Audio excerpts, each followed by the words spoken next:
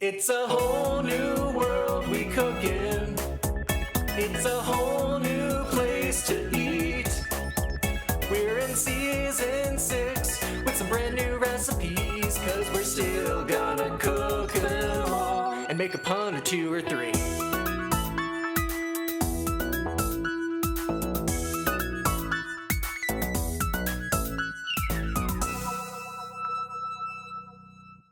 Hello, and welcome to I Choose You, the podcast about cooking and eating Pokemon. My name is Jeremy Zielik. I'm the host and Alton Brown of the group. Joining me this week, as always, is... Friend of the show, Ben Montoya. Ian Davis, the John Bronson of the show. Unfortunately, Evan can't join us this week because he is going to actual dinner, like he's eating food, real food, not fake pretend food that we're making up. But in his place, we have Cowboy Evan, as performed by Ian Davis. Well, ye howdy, everybody. I got a 6-foot-gallon hat to fit my 7-foot frame. Man, Cowboy Evan, it's been so long since we've heard from you, actually. Like years, literal years. Yeah. Boy, don't I know it. My alter ego's just been so darn tootin' consistent. I haven't had to rear my ugly head. Now, Cowboy Evan, tell us about your many journeys on the wide frontier of the American West. Well, being a 7-foot cowboy ain't easy. You gotta have a 7-foot-long horse to ride. I think most horses are bigger than that. Also, horses are measured in hands. I think you would know this, Cowboy Evan, if you really were a real cowpoke. You're right. I do know it. That's why I'm asking you to fuck right off. I think I know how many hands my horses can hold. They eat a lot of hands. Just gobble them right up. Yeah, you have that like oat bag, but it's filled with like fingers sticking out of it. Just like that SpongeBob episode. Yes. Cowboy Yeah. Evan, what are you cracking any drinks over there? Well, along with my LaCroix this evening, I'm also cracking open a can of Bush's baked beans. Just one Bush's thing I know. baked beans flavored LaCroix. Yes. You just take the bean juice and you carbonate it, and I think that will get you pretty close to the much vaunted new beverage, is bean flavored soda. When you're helping the doggies get across the Great Plains, a man can't bring too many things. You got your hat, you got your pistol, and you got your soda stream. Yes. Right. Carbonate, whatever it is you can catch. Yes. Snake, turkey. The delicious waters of the Mississippi River or whatever. Mm-hmm. So you gotta boil it. I Yes. just carbonate. Yeah. It's the like only water way. treatment. Yeah. Who needs to like make sure it's pure? You just got to make sure it's bubbly. That's all that really matters. All the bacteria gets caught up in the carbonated bubbles, brings it to the surface, pops them right off into the atmosphere. This is why climate change is good, actually.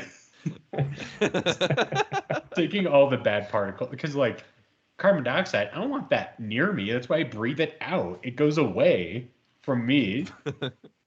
Checkmate, Yeah. atheists. Right. Yep. Yep. Anyway, thanks for stopping by, Cowboy Evan. I hope that isn't the dinner bell that I hear calling you away. I'll be back.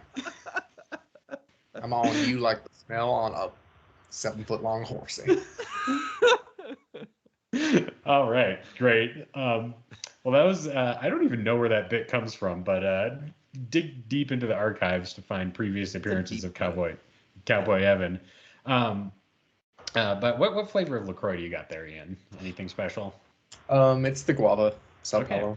That's right. Ben, I saw you perhaps take a little sip of what might be considered a kind of craft beer. It is. It's a Stone Brewing double IPA. Do you have... Okay. Is there like a rock in it? For like a one bird with two stones? Yeah, it's kind of like that. It's like brewing 2 hops with 1 kettle Yeah. Sure. That works. Yeah.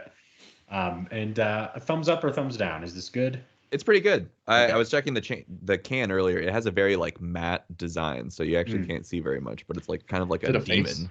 Yeah. Yeah. You know, and like we were talking about last week, demon symbology really speaks to my nostalgia for high school. So that's a part of the reason why I appreciate Stone Brewing Company in San Diego. Yeah. They're bringing it back. Yeah, exactly. They love to bring back demon pride. Just like the fine alumni of Santa Fe High School. Exactly. I've got classic Sandia cider that's perhaps watermelon flavored. Classic. If I Highly had to recommended. like pick 5 classic Jeremy drinks out of thin air, that would probably be one of them at this point. Well, it's definitely look. They got the variety pack at the Albertsons, and it's 12 different ciders in one box. That's such a good deal. It'll last me like 2 weeks, 2 to 3 weeks on that business. It's good stuff. I don't know what to tell you. They're paying to say it. Yeah. Whomst amongst us? Anyway, I guess it's time to do the bits section of the show. Watch your bits. Yeah, watch your bits. Gird Pull 'em your out. bits. Whip out the bits. Yes. Slap them on the table. What do you got? Okay, well, so for our international listeners, while we're recording this on Sunday, the previous Sunday, there was a little thing called the Super Bowl, which is a big deal in the world of professional football. Now, you might be like, oh, that sport where they kick a little round ball on the field. No, we're talking about weird oblong ball, a real Hey Arnold head, Hey Arnold ball. Yeah. The pigskin. Yeah. Pigskin. And during that game, if you will, there was a new advertisement for the Super Mario Brothers film, where it presented itself as a fake advertisement for the Mario Brothers plumbing company. So it's like they're like driving across New York, and they're like, oh, come hire the Super Mario Brothers to do your like dirty laundry. No. That's interesting because I watched most of the game and I did not see this commercial. Yeah, I didn't either. I think you're making this up. Well, maybe it was just such an effective like false advertisement for Mario Brothers that it was actually like a real business named Mario Brothers Plumbing, and they were trying to get you. But the Mario, this ad has the Mario Brothers rap from the TV show from the 80s. Shit. Okay. And it has a phone number you can call, and when you call it, it's just Charlie Day's Luigi like mumbling to you for like 90 seconds. So it's pretty fun, and I highly recommend giving it a spin on your own time if you do. I've got to say, like, look, there's still plenty of reason to be skeptical of the Mario movie, but so far they've done a great job of promoting it. So I was really unimpressed with the Heineken Ant-Man commercial because when he like reaches in and pulls that green glass bottle out, I was like, oh, I bet this is a Starry ad. Oh man, yeah, no Starry Super Bowl ads. Yeah, why didn't whoever makes Starry pay $25 million to be like, fucking have some Starry? I feel like they're really gonna struggle to sell this brand if they're not gonna, push a little bit on the advertising. Because I honestly wouldn't have known this existed unless we talked about it on the show. I feel like we're giving them, yeah, exactly. We're giving them a platform, and I don't know where else people are hearing about Starry, if not from us at this point. I did see it in the store, but they didn't have like a single like quarter-liter bottle that I could buy. It was either 2 liters or like 12 pack, and it's too much soda to just try. I don't want that to like start out with. On the packaging, did it say like from the makers of Sierra Mist? No, it didn't. It just said Starry on it, and I was like, there it is. It did have an entire like side of an aisle to itself, so they were moderately pushing it, but it's definitely one of those things where it's like, yeah, I feel like Starry is doomed to fail. If you're gonna be a newcomer to the or semi newcomer to the lemon lime soda game, you gotta hop in that Super Bowl deep waters. Yeah, I feel like they don't have like those weird fucked up Sprite ads where it's like an athlete whose like face like decompresses and then a bunch of Sprite squirts out of it. Yeah, So and like could be. So if they had like during the big game, if they had a bunch of like fountains that shot Starry out like along the side of the sidelines of the field, I think that would do a lot for their image. What about because I feel like there were like, I mean, there's the Mario fake ad, and then there's also that fake ad for like Bush Light or whatever, or Blue Moon. Oh, right. Fake ad, you think, oh, this must be, you see Matt Damon in a astronaut suit on Mars. You think, oh, this has to be a sequel to The Martian. Yeah. And he like goes into like, and you think like, oh, classic, like he's got his potato greenhouse. He reaches into the ground, pulls out a Starry. The shit, it grew a Starry. It's out of this world. Okay, so I know that at this point we're driving a lot of Starry traffic, I know that the Starry social media team listens to the show. Here's a free idea, okay? Yeah. The fucking Mario movie's coming out. What's in a Mario movie that everyone wants? A fucking star, okay? Yeah, holy shit. Put the Mario star on the Starry million, slap it on there. That's true. You'll be moving units, okay? I was thinking that they quickly like edit in the Starry into the Mario movie, so they're after Starries instead of actual stars. That would be pretty funny, actually, because they wouldn't redub any of the or like re-record any of the lines. They would just like edit the audio so that instead of every time they say star, it's just like an extra E sound. That would be pretty good. Yeah. Here's an ad. Pan into, it's like a college house party. Everyone's like dancing, having a good time, beer pong. It's like there's like a kind of like a blue tint on everything. There's like lights and shit. Guy reaches into the fridge, pulls out a star. He looks at it, he's like, kind of shrugs, like, huh, all right, I'll try. Glug, glug, glug. And then his eyes suddenly turn green. He immediately grabs the guy next to him, bites his ear off. Starry night. Have a starry night. Yeah. And then it ripples into the like everything starts curling in on itself, and it like my transformation. Yes, it's beginning. So you're saying like instead of like a lemon lime soda, they should just like make it like absinthe or something to get you the true artist experience. Ooh. If there was a beverage for artists, I'd probably drink it. Okay, well, look, I don't want to be focus group information. I don't want to be too pejorative, but is not the beverage for artists like coffee or like cheap like wine or whatever? Wine. Yeah, but they don't have a brand. Yeah. That's the thing about artists is they want to be branded. They want to be commodified. Yeah, no one wants to say this, but artists want all of their art put a price on it, Yeah. What's gonna be my Campbell's soup painting? Yeah. Yeah, here's what you do: make 100 different Starry jingles and like put them on TikTok, and you would be the Andy Warhol of a new generation. Fuck, you're so right. Yeah. Now, all the rest you have to do is help found one of the most important musical acts of the last 50 years, and then bada bing, bada boom, you're good to go. The Starry Underground. It sounds great. What are you talking about? Sounds like a great band name, honestly. Yeah. But just imagine that like Ian's teaching and he has like in the corner there's like Lou Reed and John Cale like playing really loud like punk rock, and it's like and the kids are like, this sucks, and you're like, you don't get it, like in the future it's the most important band ever. And that's how we form the Starry Underground. We gotta get on this. All right, well, I guess the last question about the Super Bowl is, did you eat any fun food items while you're watching it?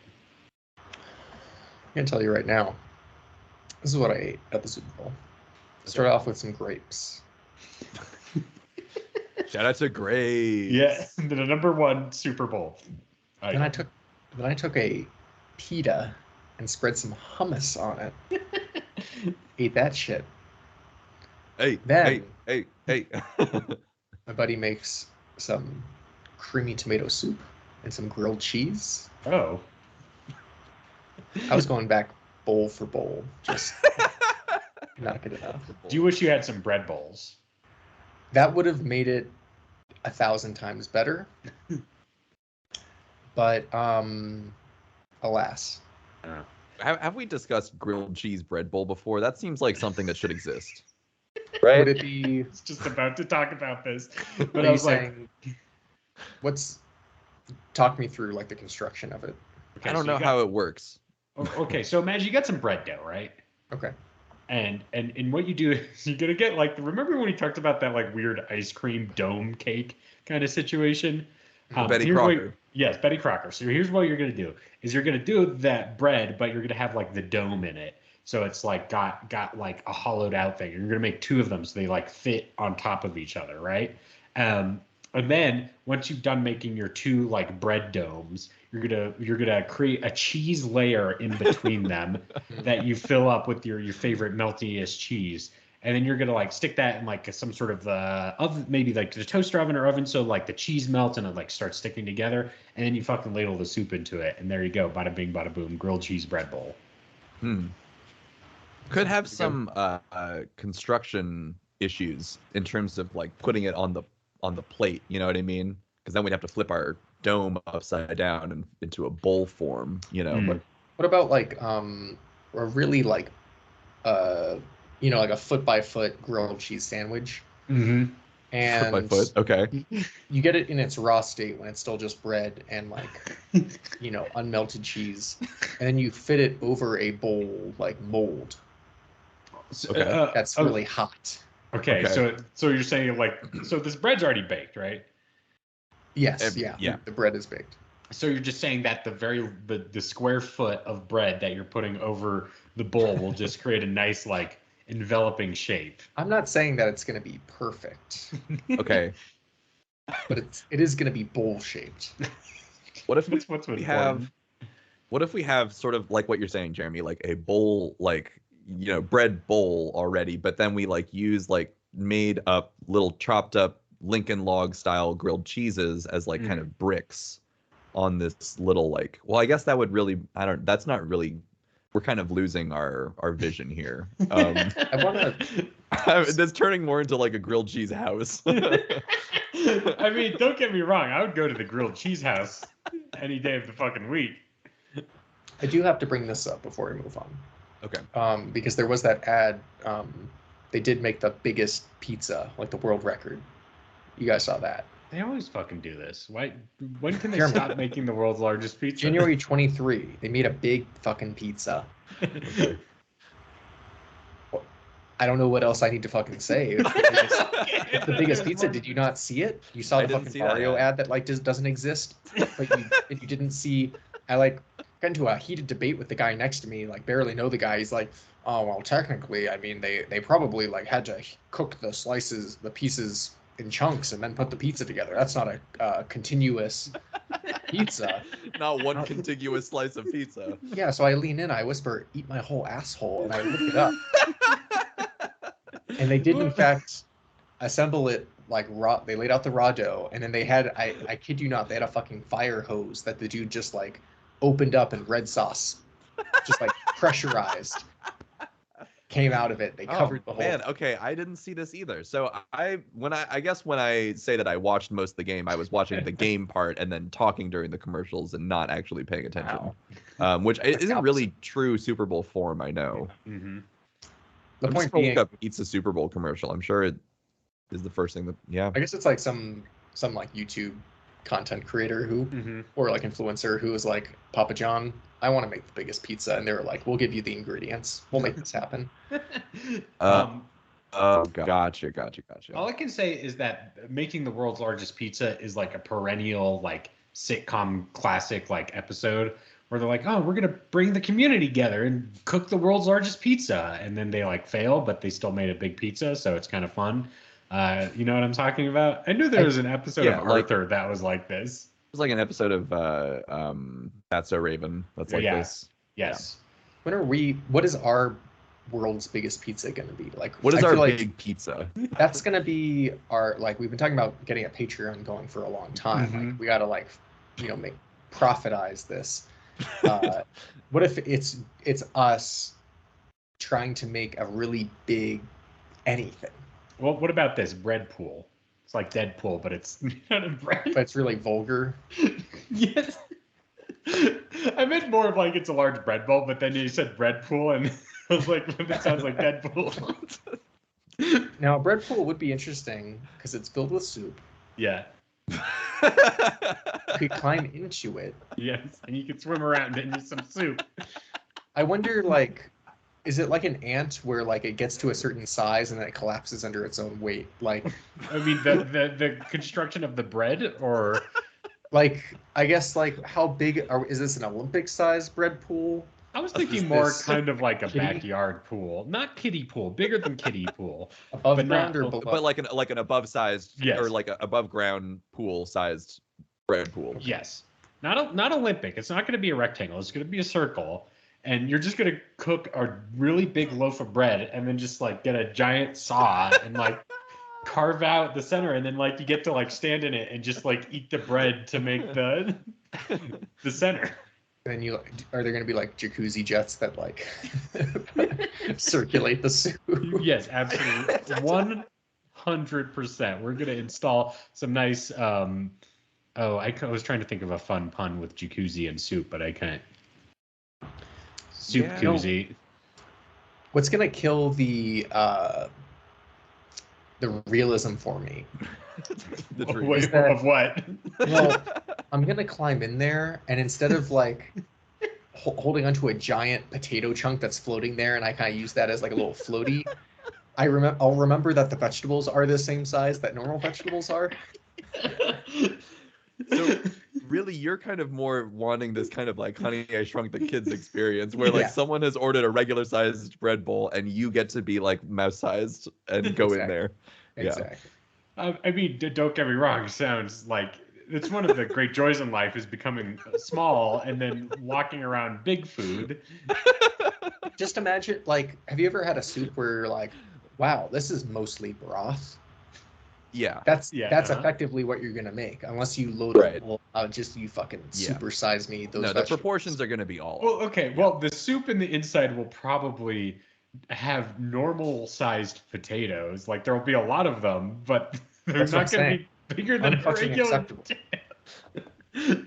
Unless they're like full potatoes and it's almost like a fucking like ball pit. Like, yeah. Right. Yeah. I guess that if they were just like peeled regular potatoes in there, you could just grab them with your hands and then it would be like that I would fuck with. Yeah. So they don't have to be like a potato the size of you to get you don't get me the wrong. bread pool. That is what I want. Make no mistake. Ian turns around and sees a body pillow, but it just has a potato on it. Potato waifu. Yes. Potato senpai. Sen potato. Sen potato. Oh man. Well, send us your best ideas to help us construct the bread pool so we can finally have a world record to our name. But now let's talk about constructing our recipes for this week's show. This is I Choose You, the podcast about cooking and eating Pokemon. Each week, we randomly select a new Pokemon to cook, and we share our recipes with each other, and we decide amongst ourselves who has the most thoughtful, fun, exciting, thrill-inducing recipe for the show. So this week's Pokemon is Gogoat, one that I've been excited to talk about ever since we got to Gen 6. So I'm ready to roll. How about you guys? So first question, did anyone do Gogoat? No. All right. Surprising. No, but I definitely put that in my back pocket to be like, well, we got to talk about this. Meat tube just like isn't. I'm gonna stop you right there. I can't. I can't live with us like taking a non-meat related product and then shoving meat into it. Well, Ian, on that tip, why don't you tell us what your recipe is this week?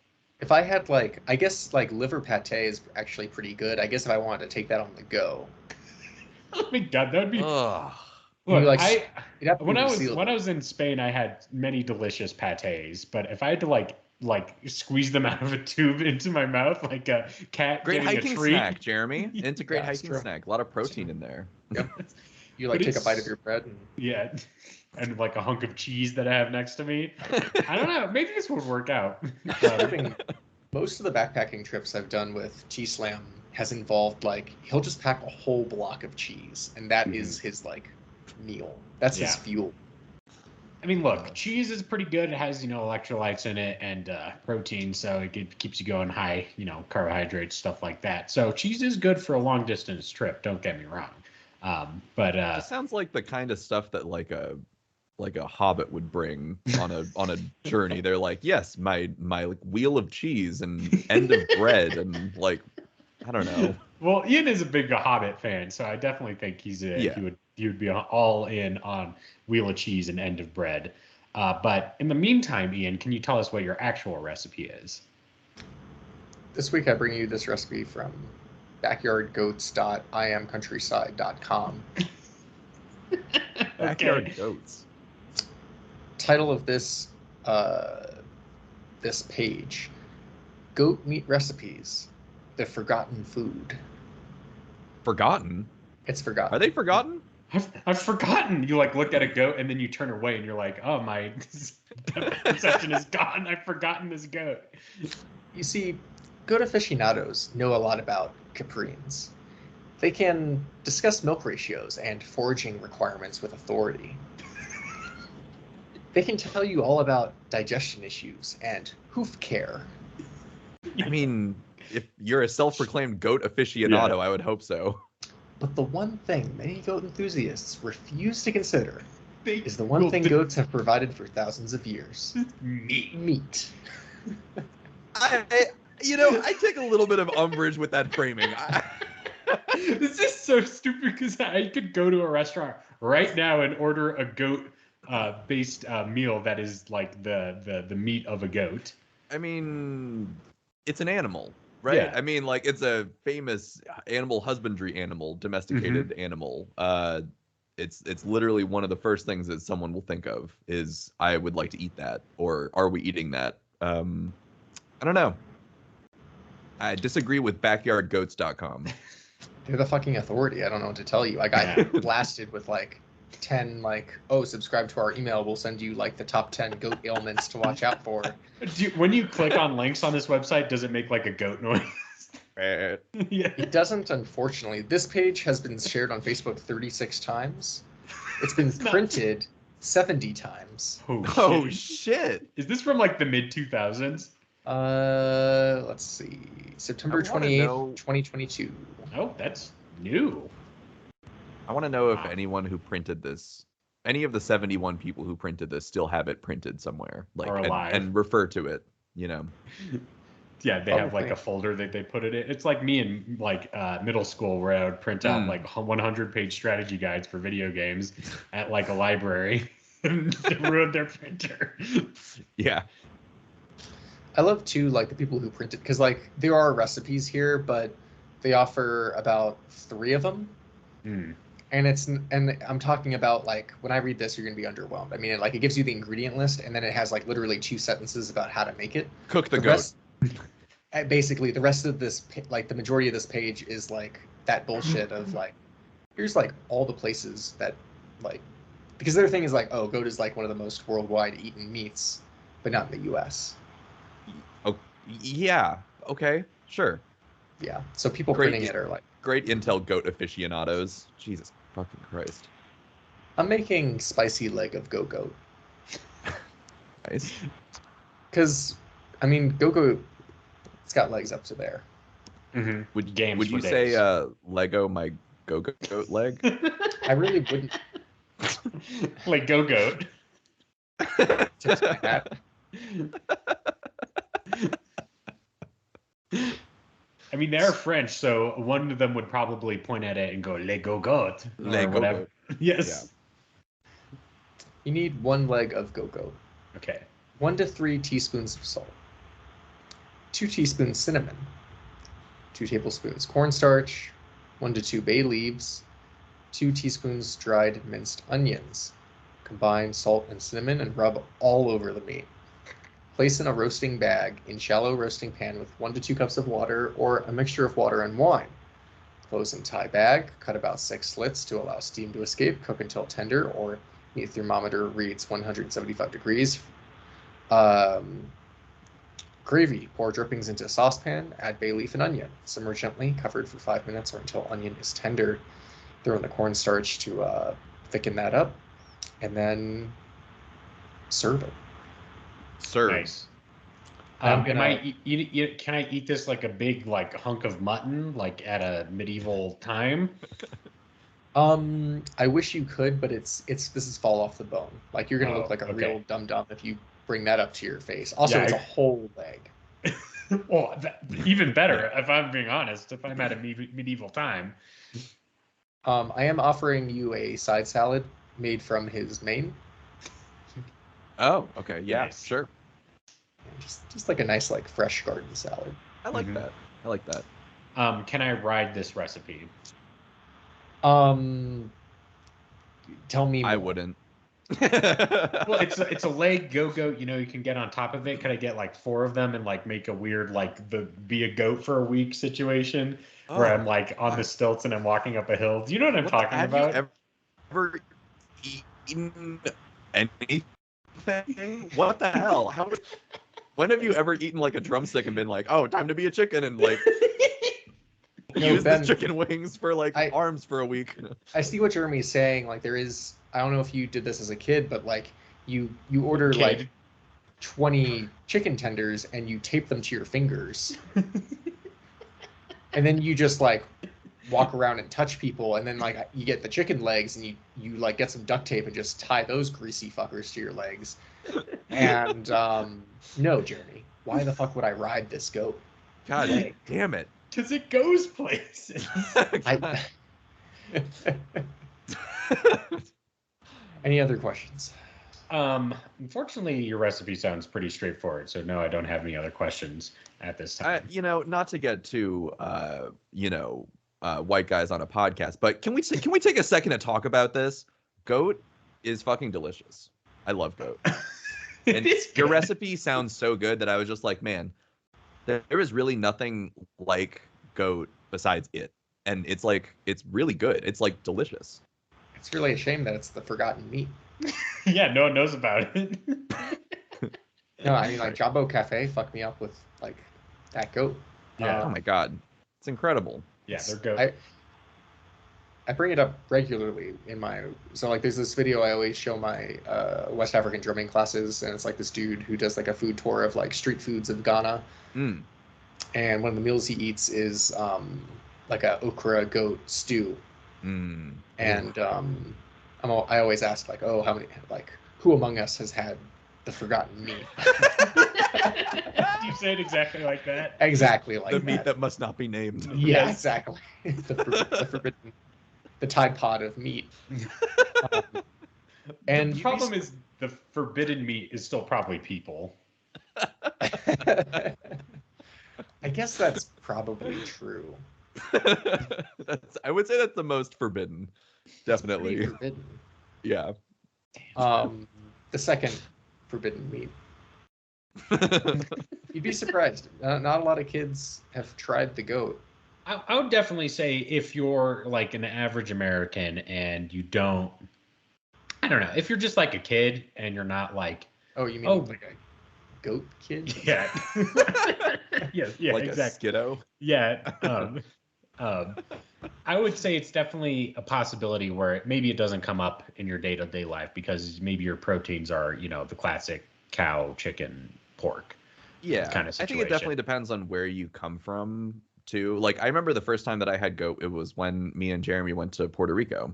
And it was just one of those things that it was like, oh, I've never tried this before. I'm in a new place. I'm going to try it, but then, if there are places near you that have that kind of like different type of cuisine, definitely something to keep your eyes peeled for. I would say 100%. Underrated meat, 100%. Try new foods at a variety of restaurants is all I'm saying. What would you, like pork, beef, chicken is like iconic trio, like the 3 starters, so to speak. Yeah. Sure. What would be like? What would be the Johto, like the second gen? It's like goat, duck. Yeah. Okay. Goat, duck for sure. I can't tell if goat replaces... Can't be another bird. No, it has to be 4 legs. Horse. Never had horse. No, but it's pretty common in other places. So I guess that would be if we're going like international, Mr. Worldwide. Oh no, I got it. It's either like it's like a bison or or perhaps like deer. I'm gonna go bison here because I feel like duck is like just like very elegant, and then you got like bison. You're like, oh, like this is like more than just a burger. And then you have you eat it, and like a full like mountain man beard comes out of your fucking face as you're eating it. It's true. And then you got the goat, which is kosher. Yeah, I'd say that's a pretty strong second gen meat starters. Yes. Listeners, send in your meat starters. Yes. And we don't mean like overnight seasonings. We mean like you're gonna start slamming that meat. What are you gonna start with? All right, Ben, why don't you let us know what your recipe is this week? Well, I kind of figured that there would be some different variations of like a goat stew, fall off the bone kind of goat meat happening. But I decided to look into something that I was interested in. My partner's stepdad is from Togo, and so it's in the name, right? To Gogoat. Nice. So I started looking into some goat specific recipes to West Africa, and I found a recipe for something called gari pinon, which is a cooked, stewed down like goat meat served on top of a like fufu like kind of starch with it, which fufu is like a cassava root, like fluffy, starchy kind of thing, and that's the gari. Oh, sorry, it's gari pinon, from what I can gather. And so the gari is like similar to the fufu, but it's actually like fermented and kind of like gelatinized a little bit. So there's a whole process for that when I looked into it, I ended up stumbling across some like it sent me to like this like 30-page like PDF about like factories that make it and stuff, and I was like, I don't know if I'm in the right place, but from what I can tell, it goes through a lot of different processes of like collecting the cassava root and peeling it, washing it, and then like pounding it into like a flour that then gets turned into like a cake mixture thing that then gets pounded, and it goes through this different process of fermenting and kind of forming these different things that basically just turn into kind of like a paste like substance that you're going to use while you're cooking. And this recipe adds some like hot sauce and tomato sauce to the like a tomato based sauce to the gari. Sorry, Ben, every time you say Gary, I just think of Gary from Pokemon. I know. I know. You'll be wanting to smell this one later. I don't know. Sorry, Gramps. It'd be great if you like went to bite it and it was like, sorry, Gramps, and you're like, I'm fucking sorry, and then you eat it. This meal is eaten in like your red convertible as you're surrounded by women driving off into there. Anyway, so that's one component of it, which is this kind of like starchy, squishy paste thing that's gonna be the main kind of like thing on the bottom, and then your goat meat is gonna be cooked with onion, ginger, cloves, allspice, garlic, and a bouillon or stock. That's gonna get cooked down for like an hour, and then you're actually gonna separate it from the stock and fry the meat separately. Then set that aside. The gari gets mixed with the hot broth from your goat, so that it forms this kind of like flavorful paste. Then you're going to cook down some onions, tomatoes, peppers, and make that into like kind of a aromatic sautéed mixture that you're then going to add to your plate of Gary and goat, or in this case, Gogoat. And actually, in this case, Togogo goat. So there I have for you some Togogo goat Gary Pinone. Okay. Yes, Ian. Thought of this when you said the word broth. Put it in the bread pool. Yes, but also, is this anything? Goth broth. Goth broth? Just like you eat it and you're like listening to like some emo music while you're doing it. Maybe it's like you take a sip and like My Chem starts playing. Do you remember we talk about it all the time, the Burger King, like the black bun? Yes. You get your like chicken noodle soup, but like the broth is black. Nice. It's like, it's twisted. So okay. So that you're saying this is kind of like a goth oriented marketing scheme for soup. Yes. broth for goths. Yes. Okay. Would you call it the Visibroths?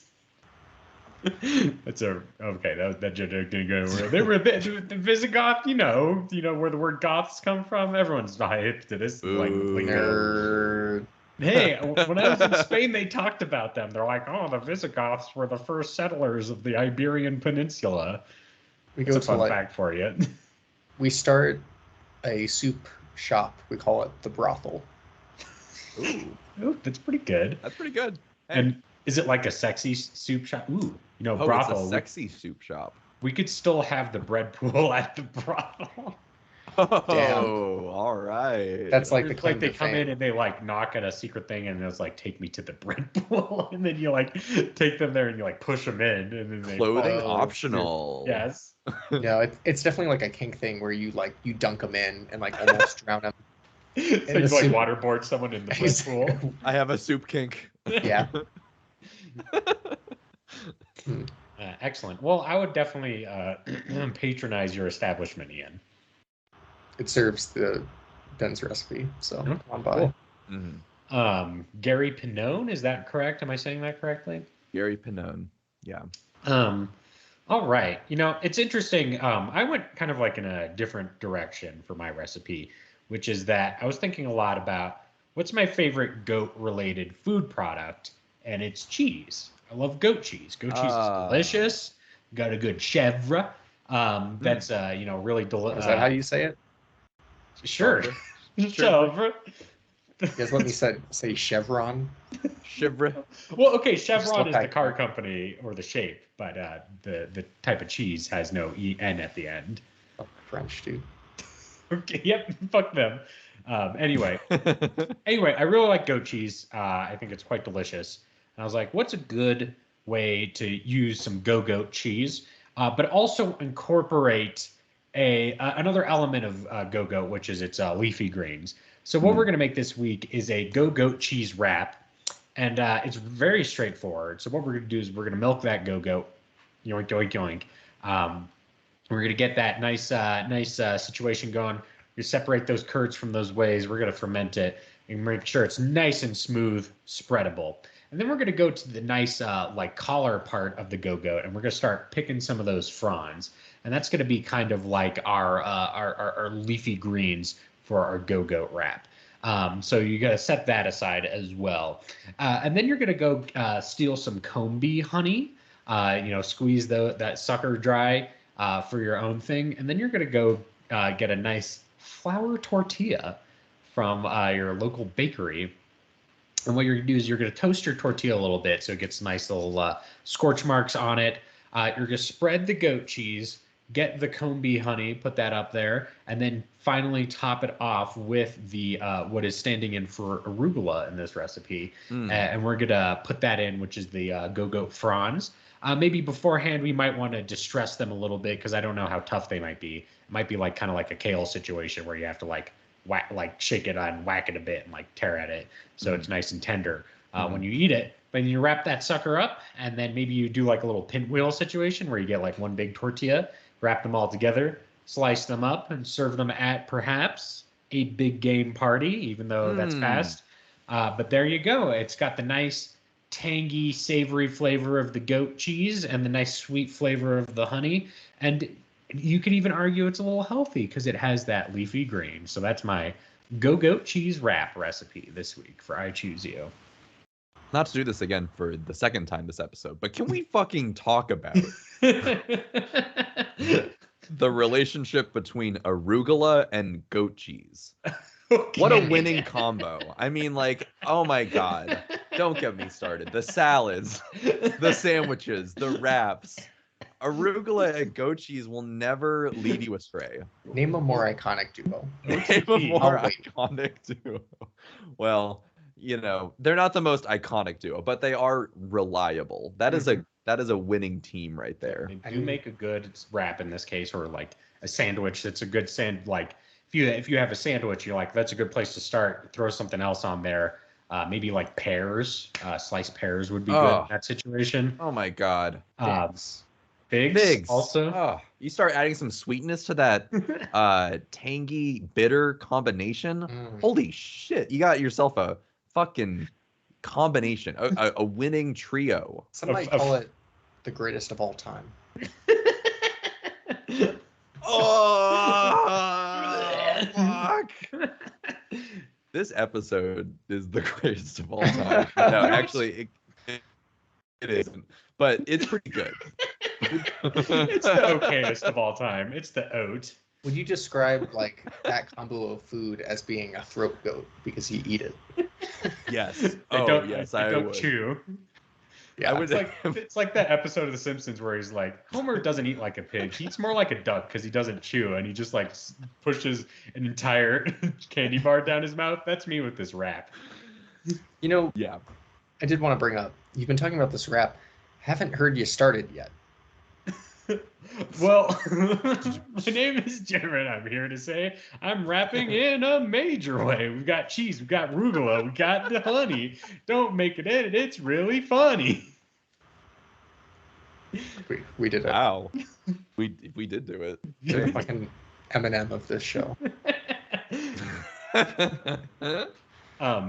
Well, my arms are sweaty because I love eating this wrap so much. Palm sweaty, excuse me. No, I like arms better. My arms so sweaty. I know, like, you know, the idea of that is like, you know, he's nervous, so his hands are sweating. It'd be funny if it was like, my pits are stanky, like kind of situation. Pits stinking. Yes. Ankles weak, arms are sweaty. Yeah. But that's my recipe. Any questions? I don't so much have a question. I did want to bring up, I was looking at the origins of Gogoat. Okay. And they do say that it's also based on a motorcycle. I mean, it is. You do write it. Because it go, right? Yeah. No, it's because the horns, like, because you like hold on to the horns when you ride it, and it's like riding like a... Oh, got you. Okay. The handlebars. It's also apparently has relationship to the Yule goat, which I had to look up. What's the Yule goat? To bring me presents. Similar to the Yule lads. a perennial favorite on I Choose You, the Yule lads. Yeah. It brings Christmas gifts. Fuck yeah. So during the 19th century, the Yule goat's role all over Scandinavia shifted towards becoming the Christmas gift bringer, with one of the men in the family dressing up as the Yule goat. Oh, so okay. I was imagining like a sleigh, like you know, being carried by goats, but it's like a person goat. No, Daddy is a goat now. Yeah. These days, it's just like an ornament that you put on your tree. It's like the pickle. Oh, okay. Yeah. I'm gonna drop a. Let me drop you like some imagery here. I think you'll enjoy this. I wanted to say that I appreciate both of you guys using the fuck yeah the foliage. Ooh, this is a good goat. Well, we'll post that on the Twitter page, but thank you, Ian. Were you, Jeremy? I think I missed it. Were you? Is its main the arugula? Like, yes. That's fucking genius. It is. Thank you. I really like that idea of for both of you guys using the foliage. I didn't think about it, but it's just Mwah.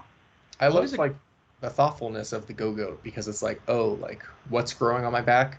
Only like the best fucking vegetable to pair with yes, with the bounties of my loins. Like, yep. It's a full circle. It's a closed system. When you're writing it, you always got a snack. Because it's like there, and you're like, oh, I'm a little hungry, and then you just like rip some leaves off, and you're like, nom nom nom. I guess that's true. You could just like munch down. Yeah. Not full vampire, not going like, oh, but you are going to just do a little. Yeah, a little nibblies. Which, you know, honestly, if we could evolve like horses to like come with like, they eat oats, but they also like have an oat dispenser like at the back of their neck, I think that would be like good. It's like a like what? Skype like I just got the bubble for my own message that I sent, and I was just admiring. Oh, okay. You're like, oh man, what a good picture to send. No, I guess like you're just describing like a living chia pet. Yeah. Oh fuck yeah. Gogoat is a little bit like a living chia pet, I will say. It's got that vibe. The qualities of it's no Garfield, but no. I mean, it is no Garfield. God, when will they make a Garfield Pokemon? Oh shit. Yeah. And it's like it's called like Lazagnor, and and it's an orange cat, and it like shoots like pasta sauce out of its ears or whatever. Why wasn't there like a episode where it's like Meowth meets like an orange Meowth, and he's like, shit. I fucking love money and capitalism, and the other one's like, fuck Mondays, dude. I only eat this lasagna.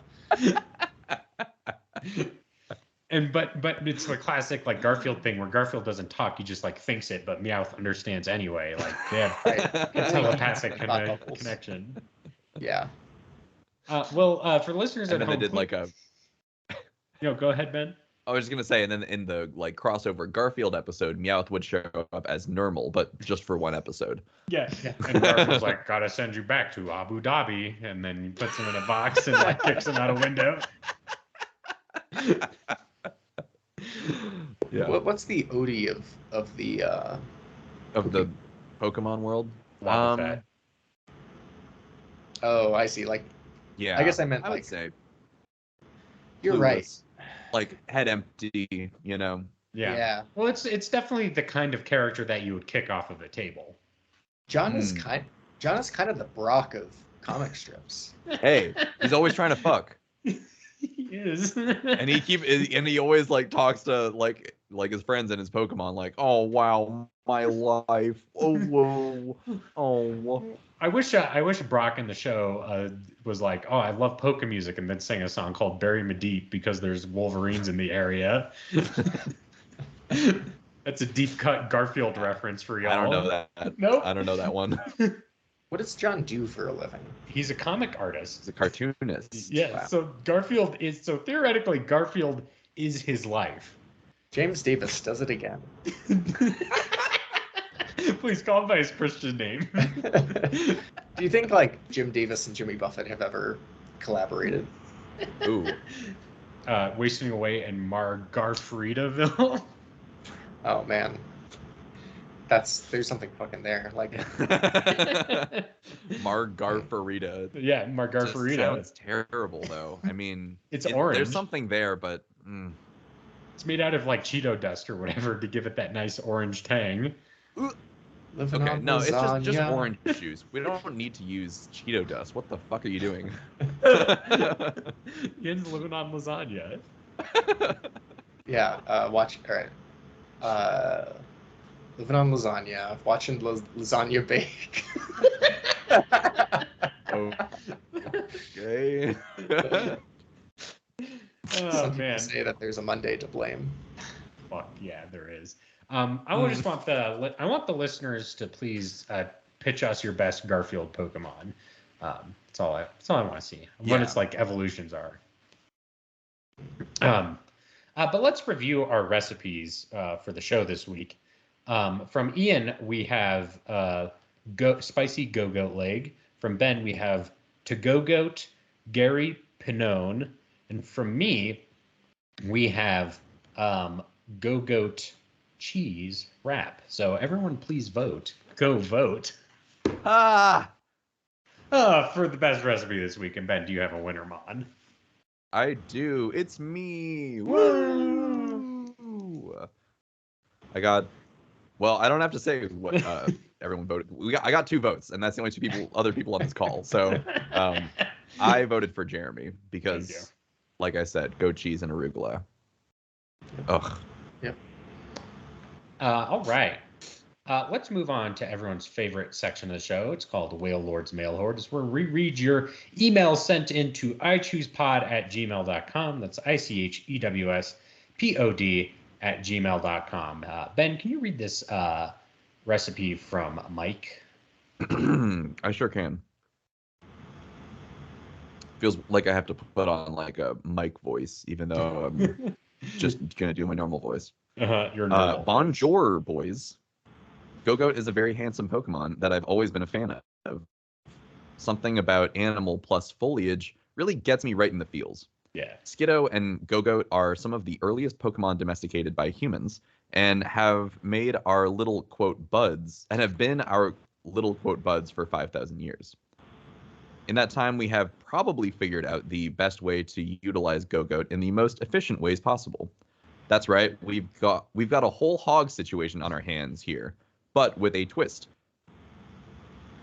Call me M. Ike Shyamalan. Yeah.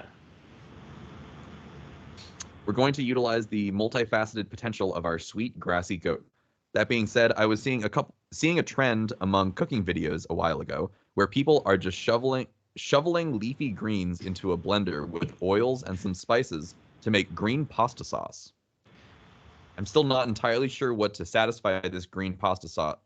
Wait, I'm still not entirely sure what to classify this green pasta sauce as. For the sake of ease, I'll just call it pesto. The recipe I'm using calls for cashews, not pine nuts. I hope that works for Ian. Yeah. Wow. Thoughtful. More thoughtful than Evan's mom. Am I right? Never let that go. Roasted. Put your biggest pot on the stove and boil water because we're going to be making some grassy glidey gnocchi with Gogoat pesto and Gogoat parmesan. First step, you're going to pluck some good greenery from your Gogoat. My presupposition is that this particular variety of Gogoat was bred to produce spring mix. This way we can access the variety of greens we'll need. However, if you want baby spinach, you'll have to keep a Skiddo on hand. Wash your greens. In this case, we're going to use basil and parsley, as well as some spinach for good measure. We're going wild with the green sauce. Place your greens in your Greninja Pokebullet blender with some olive oil, cashews, salt, pepper, nutritional yeast, Gogoat milk, lemon juice, and, quote, the right amount of garlic. You know what I'm saying. Blend that until smooth. Next, we're going to make some Parmesan-style cheese using the Gogoat milk. You're going to taste the milk, add stuff to it. It separates into curds and whey, yada, yada, yada. You squeeze out the water, and then let it age. So apparently, we should have started making this cheese several months ago. Yeah. Next is the gnocchi. Is pasta always better when fresh? Probably. We're going to take a few Diglett, peel them, boil them, mulch them, put in a pasta-y bag, and squeeze out some gnocchi. Bada bing, bada boom, boil your gnocchi for a couple minutes. Put a pan on low heat, toss your pesto and gnocchi and spinach in, and let it get real friendly. If you're feeling froggy, I didn't expect that adjective, you could use Gogoat meat to make a sausage or something. That's none of my business.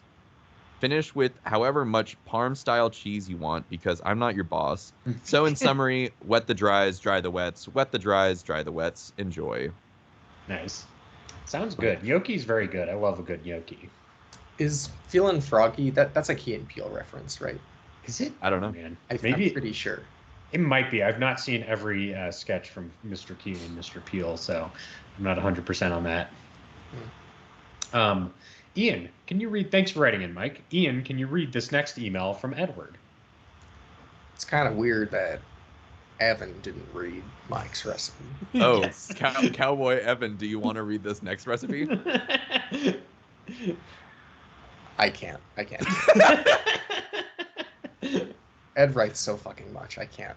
Oh. Hee-haw. May I have some Gogoats, brother? Oh. Brother? Hi, everyone. The boys, the choosies, and the world at large. Hope you've got your gym membership renewed. We might be heading to the Olympics with this one. The Olympics? Okay. At first thought, when you see Gogoat, it's easy to think to see it and think, oh, this is just an animal. Wrong. But more on that later. What is it really? Well, let's dive into, or back into, some flavor text. I'm not primarily looking at Pokédex entries for this one like I normally do, but let's look at some of the etymology of its pre-evolution, Skiddo. Skiddo's Japanese name, romanized, is Mikle. It's a portmanteau of the sound goats make. Is that true? Bleeding. Yes. And the word for either vehicle or bicycle. Okay. Meeko. Wake up, Mikle. Can't help yourself. This is reinforced by the pronunciation in the English-speaking dub of the anime, being less like Skid-O and more like Skidoo. Skidoo? Yeah, I think it's Skidoo. Skidee's nuts. Okay. Most likely in reference to a sea-doo, which is kind of like a jet ski, a vehicle made for an individual or two to ride. Okay. Made clear by the Pokemon Company in the past year is their acknowledgement of the concept of convergent evolution and how this appears in Pokemon games, Okay. i.e. Diglett/Wiglett. Right. Though, as Mike and I have talked about, the regional birds fulfilling the same ecological needs in each region is more of an argument for convergent evolution than this God report damn when it. we all found out about Wiglett. Nerd alert. But overall, that is a larger discussion for another day. Please have like a presentation about this where it's like, if you clearly see that these birds fill a similar ecological niche. See, eventually all Pokemon evolve into Krabby. Yes. Skidoo/Gogoat also have horns that resemble handlebars, and people do ride them, as Jeremy wants to do with my recipe. People do that. Ben, Evan, Jeremy, and the Choosies. Is there another Pokemon we know that is like this? Maybe in a neighboring region? Pause for answer. That you ride. I mean, there's the new Cyclizar. legendaries. There's the motorcycle Pokemon in Scarlet and Violet. Yeah, you fucking ride those guys. There you go. Yes, it is. Cyclizar. Good job. Good job, Ben. It says insert names here who answered. And Jeremy. Insert the names of people who have played the fucking game that came out fucking months ago. I know, and it's fucking crazy. Here's the crazy thing: is that it's like the third most successful Pokemon game now, and I haven't even like touched it. Supposed, experts, media luminaries in the field of Pokemon have not even started. Yeah. The new game. Isn't there like a sexy mailman in the game? I know people were talking about that. Is he sexier than Ball Man? Yes. Balls Man? I think so. Possible. All right, where am I? Now you may be wondering about the low-res JPEG I included in the beginning of this email, which none of you are because I didn't fucking talk about it. I didn't think it was going to be relevant. Well, and also I'm listening to this, Ed. You can't be sending low-res JPEGs through my ears. Hold on, let me zoom in so I can just. All right, picture Wallace and Gromit. Okay. They're on the moon. Sure. Off in the background, you can see the rocket that got them there, and it says instead of the moon is made of cheese, they scribbled out the word moon and wrote goat. Okay. Sure. All right. Yes. Yeah. The goat is made of cheese. Uh-huh. Now you may be wondering about the low-res JPEG I included in the beginning of this email that says, the goat is made of cheese. The goat is made of cheese. Gorgonzola, to be exact. Oh, shit. Ooh, that's good. Oh, that's a good one. Gorgonzola cheese is a Colossian crumbly cheese with green chunks in it, similar to blue cheese. This is from the leaves on the back of the animal. Nice. If you just put a Gogoat in a hot room and take a spreader to its body, you will straight up get cheese. Perfectly spreadable for a cracker, bread, apple, anything of your choice. Okay. Now, yes. But you're also still like riding this piece of cheese supposedly every day. You know how you make your car with cheese wheels and they like form the wheels of your car. Well, this is like that, but with a goat. Maybe it's like, you know how like cheese has that really like a wheel of cheese has that thick husk that like yeah, tough hide. Yeah. So maybe like the Gogoat is like the hide of a cheese, and you stick a knife into it and you like stretch it open and it's like pure cheese down in there. It's like the what's the red little tiny cheese snacks? Baby Bell. Oh, Baby Bell. Goat. There's baby a cow goat. on. Yeah, baby. Think about it. Now, since convergent evolution shows that the Skidoo line is equal to Cyclozar, this also means that Cyclozar and Coradon and Miraidon are all made of cheese too. Okay. Cyclozar is made of green cheese. This is a real thing. It's cheese that is not thoroughly dried nor aged. Cyclozar are too busy dashing around Paldea and swimming to dry properly, which gives them an extremely strong, musky scent. Wouldn't recommend eating them. Okay. Think of Cyclozar's limbs as string cheese, and the muscle tendons as bits to pull. Enjoy your Gorgonzola cheese along with your skidootery board. Oh, that's pretty good. All right. Well, thanks for writing in. I don't know if I really vibe with the theory that it extends to the other Pokemon in Scarlet and Violet. I just don't see it, but I do like Gogoatzola. That's pretty good. Yeah. Gogoatzola. How do you guys feel about Gorgonzola cheese? I think it's pretty good. Oh, great cheese. Yeah. No, I'm not going to go on this tangent. Okay, next we're going to pick a Pokemon for next week in a section I like to call Pick-a-Mon. I'm going to make an executive decision. We're going to keep running into this. Next week's Pokemon is going to be Hawlucha, the luchador bird. So send in your Hawlucha recipes to the show. It'll be very delicious and delightful. Now is the time of the show where we plug our stuff on the internet.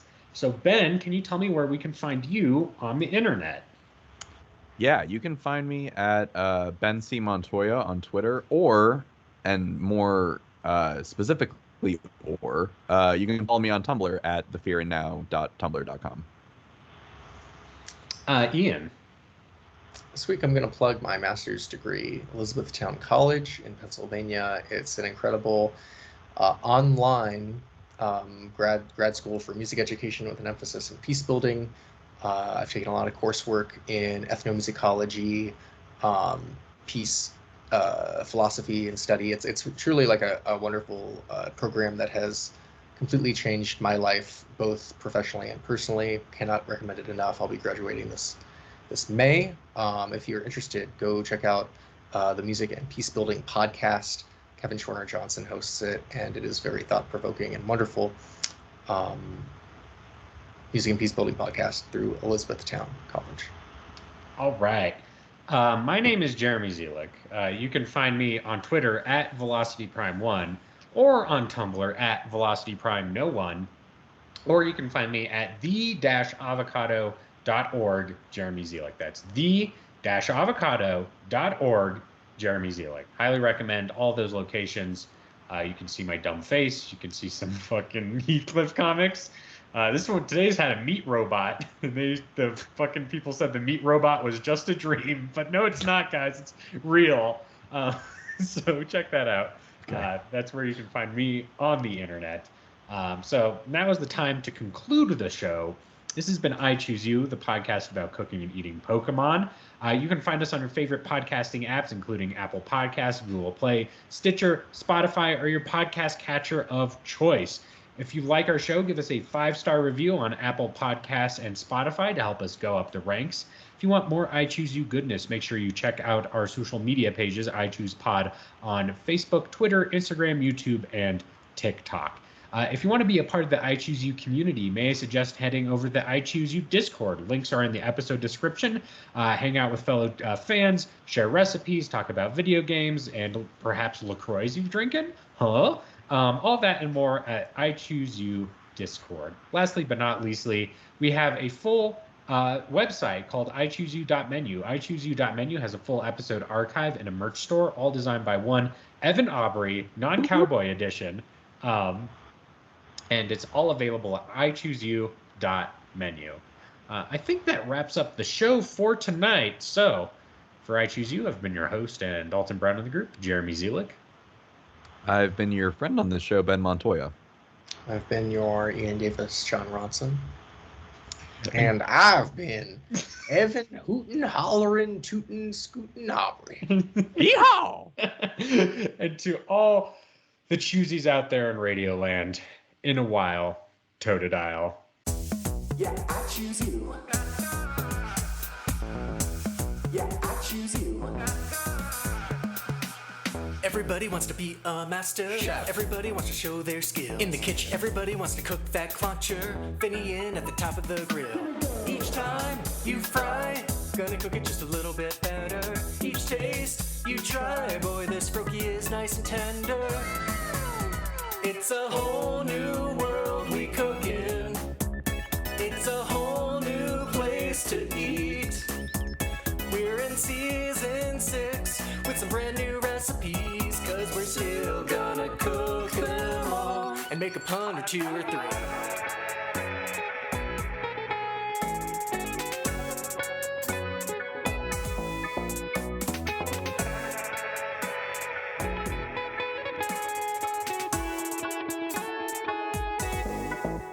It's a whole new world we cook in.